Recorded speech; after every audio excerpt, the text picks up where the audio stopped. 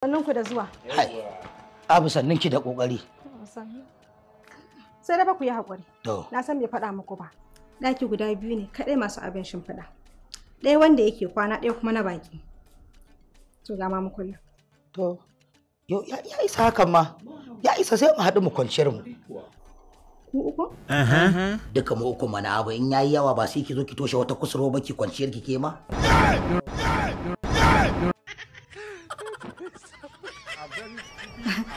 Na gode ku riƙe ta kusurwa. To da fatan dai ba tafiya zaki ba. Kada iska me za ka mata? To me zan zauna na muku? A yanda muke gwabza gwamzan nan mu uku baka za mu zauna mu tira kawai ba wani abu ai kuma ki zauna ki dauke mana kewa.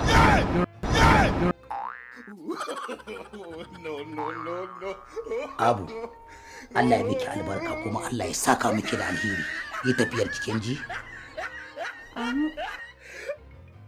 Allah ya miki albarka Abu. Yi tafiyar ki. I'm very stupid, I'm very foolish. Sa'idan ka. Wallahi ba da gaya ba. Kamar da na ba ka.